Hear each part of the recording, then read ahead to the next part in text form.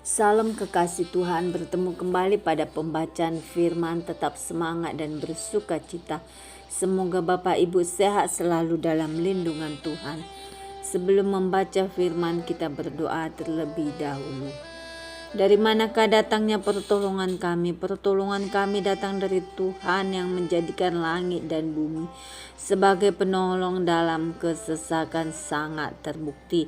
Engkaulah matahari dan perisai kami Tuhan. Engkau tidak menahan kebaikan-Mu bagi orang yang hidupnya tidak bercela di hadapan-Mu. Terima kasih Tuhan. Pada hari ini urapi kami Roh Kudus. Dengan seluruh pendengar yang mendengarkan firman-Mu, terangi hati dan pikiran kami saat membaca firman. Kami mulai pembacaan firman ini hanya di dalam nama Tuhan Yesus yang maha ajaib. Haleluya. Amin. Hakim-Hakim 1. Keadaan orang Israel setelah Yosua mati. Sesudah Yosua mati, orang Israel bertanya kepada Tuhan, "Siapakah daripada kami yang harus lebih dahulu maju menghadapi orang Kanaan untuk berperang melawan mereka?" Firman Tuhan, "Suku Yehudalah yang harus maju. Sesungguhnya telah kuserahkan negeri itu ke dalam tangannya." Lalu berkatalah Yehuda kepada Simeon, saudaranya itu, "Majulah bersama-sama dengan aku ke bagian yang telah diundikan kepadaku.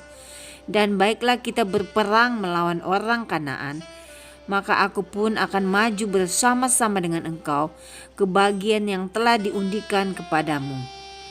Lalu Simeon maju bersama-sama dengan dia.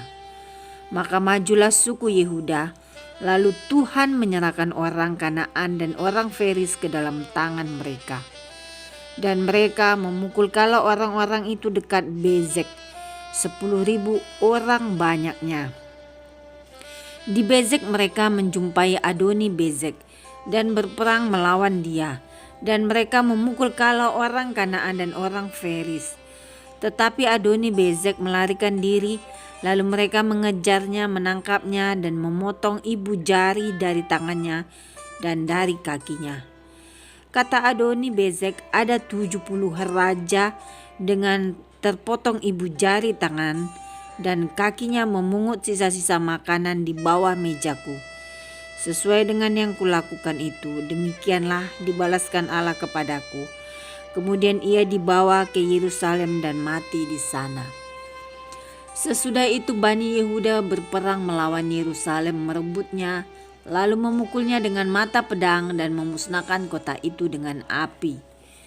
Kemudian Bani Yehuda maju berperang melawan orang Kanaan yang diam di pegunungan, di tanah Negeb dan di daerah bukit.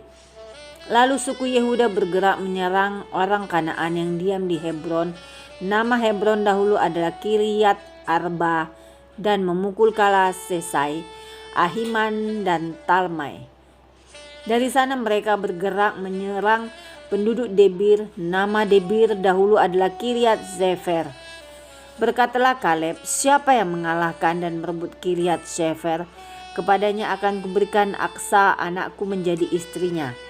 Dan Otnil anak Kenas adik Kaleb merebut kota itu. Lalu Kaleb memberikan Aksa anaknya kepadanya menjadi istrinya. Ketika perempuan itu tiba, dibujuknya suaminya untuk meminta sebidang ladang kepada ayahnya. Maka turunlah perempuan itu dari keledainya. Lalu berkatalah Kaleb kepadanya, "Ada apa?" Jawabnya kepadanya, "Berikanlah kepadaku suatu hadiah. Telah kau berikan kepadaku tanah yang gersang. Berikanlah juga kepadaku mata air." Lalu Kaleb memberikan kepadanya mata air yang di hulu dan mata air yang di hilir.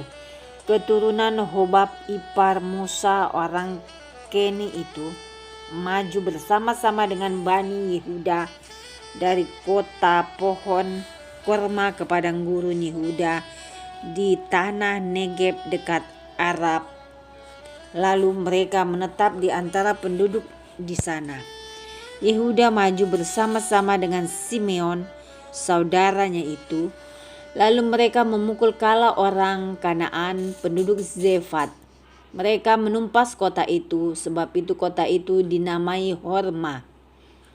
Selanjutnya suku Yehuda merebut Gaza dengan daerahnya, Askelon dengan daerahnya, dan Ekron dengan daerahnya. Dan Tuhan menyertai suku Yehuda sehingga mereka menduduki pegunungan itu, tetapi mereka tidak dapat menghalau penduduk yang di lembah, sebab orang-orang ini mempunyai kereta-kereta besi. Kepada Kaleb telah diberikan Hebron seperti yang dikatakan Musa dahulu, dan dari sana telah dihalaukannya anak-anak yang 3 itu. Tetapi orang Yebus, penduduk kota Yerusalem, tidak dihalau oleh Bani Benyamin. Jadi orang Yebus itu masih diam bersama-sama dengan Bani Benyamin di Yerusalem sampai sekarang.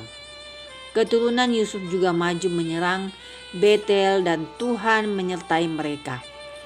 Keturunan Yusuf menyuruh orang mengintai Betel itu. Nama kota itu dahulu adalah Luz. Ketika pengintai-pengintai itu melihat seorang keluar dari kota itu, maka berkatalah mereka kepadanya, "Tolong tunjukkan bagaimana kami dapat memasuki kota ini, maka kami akan memperlakukan engkau sebagai sahabat." Lalu ditunjukkannya lah kepada mereka bagaimana mereka dapat memasuki kota itu. Dan mereka memukul kota itu dengan mata pedang. Tetapi orang itu dengan seluruh kaumnya dibiarkan mereka pergi. Orang itu pergi ke negeri orang Het dan mendirikan di sana sebuah kota yang dinamainya Luz. Demikianlah nama kota itu sampai sekarang. Suku Manasye tidak menghalau penduduk Bet-Sean dan penduduk segala anak kotanya. Penduduk Ta'anak dengan segala anak kotanya. Penduduk Dor dengan segala anak kotanya, penduduk Yibleam dengan segala anak kotanya, dan penduduk Megido dengan segala anak kotanya.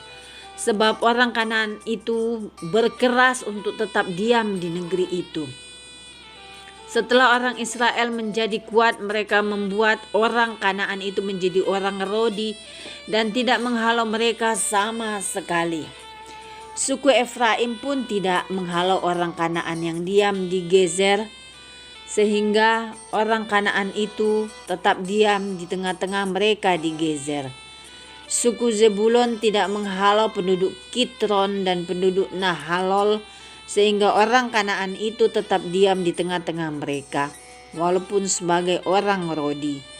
Suku Asher tidak menghalau penduduk Ako, penduduk Sidon, serta Ahlab, Akzib, Helbah, Afek, dan Rehob. Sehingga orang Asher itu diam di tengah-tengah orang Kanaan, penduduk asli di negeri itu, sebab orang-orang itu tidak dihalaunya. Suku Naftali tidak menghalau penduduk Bet-Semes dan penduduk Bet-Anat, sehingga mereka diam di tengah-tengah orang Kanaan, penduduk asli di negeri itu. Tetapi penduduk Bet-Semes dan Bet-Anot itu menjadi orang Rodi bagi mereka. Orang Amori mendesak Bani dan ke sebelah pegunungan dan tidak membiarkan mereka turun ke lembah. Dan orang Amori itu berkeras untuk tetap diam di Harheres, di Ayalon, dan di Salbim, walaupun mereka mendapat tekanan berat dari keturunan Yusuf, sebab mereka menjadi orang Rodi. Daerah orang Amori itu mulai dari pendakian Akrabim, dari Sela terus ke atas. Amin. Terima kasih Tuhan Yesus yang Maha Baik, kami sudah memperdengarkan dan mendengarkan firman-Mu hari ini. Berkati para pendengar channel YouTube ini, berikan kesehatan, rezeki, kekuatan iman yang baru dalam menjalani kehidupan hari ini. Kuasa darah Yesus membungkus kami untuk terus maju membaca dan merenungkan serta melakukan firman-Mu. Terpujilah Engkau Tuhan El Shaddai. Bagi Tuhan dan bagi orang percaya tidak ada yang mustahil. Engkau berkati setiap kami ya Tuhan, yang sakit Engkau sembuhkan. Kuasa bilur-bilur-Mu Tuhan, kami sudah Engkau sembuhkan. Haleluya, amin.